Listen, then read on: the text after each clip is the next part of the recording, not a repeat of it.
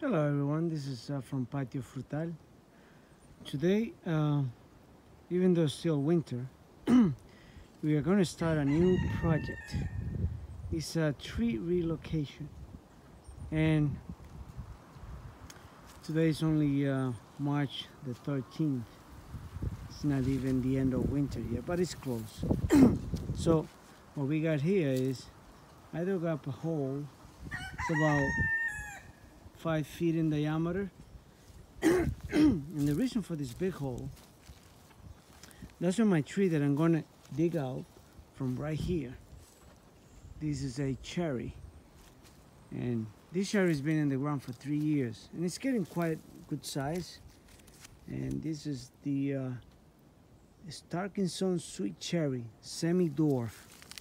But you can see, even though it says semi-dwarf, it has grown quite a bit in 3 years. Right now, it's standing at about 9 feet tall, and that's way too tall. So what I'm gonna do is, back when I planted this tree, I used to watch this video guy that used to grow fruit trees, and he had a small yard, so he planted a lot of trees in a compact way, so they were only like 5 or 6 feet apart. So right here I have a pawpaw tree, and as you can see, the branches are intertwining with each other. So I have decided the last couple of years that I did not need this pattern of planting fruit trees, that it is so close, that I'll be having to limiting their growth a lot.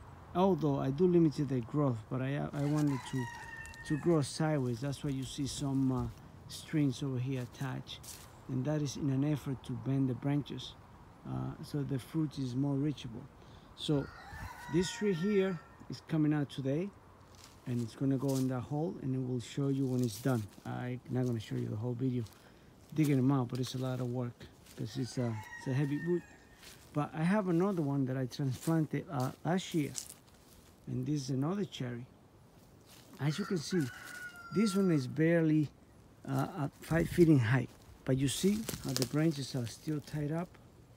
And if I let them go right now, they'll stay in that shape now, because they'll be under pressure for 1 year. This is a starkly hardy giant.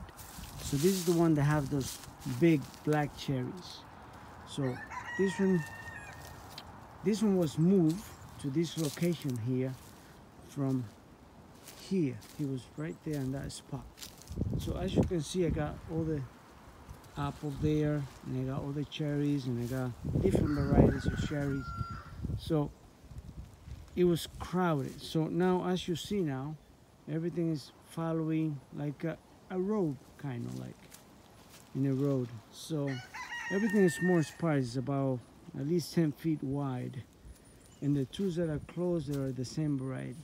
So as you see up there, those are two Asian pears.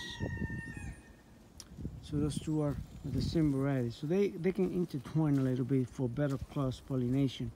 But this one here, this cherry and that pawpaw, well, I want them separate. So this one is going to come from there. It's going to be relocated over here. I used to have an apricot in this location, and it was of a bad quality. So it was an old one. It's over 10 years old. So at that time when I planted, I didn't know a reputable nursery to buy this plant from.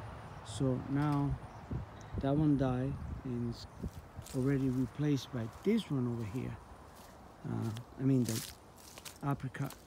This one here is a, tell you what we're at in a minute, sweetheart apricot. So this one is going to be a beautiful tree. That one's been on the ground. It's going to go in 1.5 years. It's going to be its third summer that it's been. And this one here is a native plum.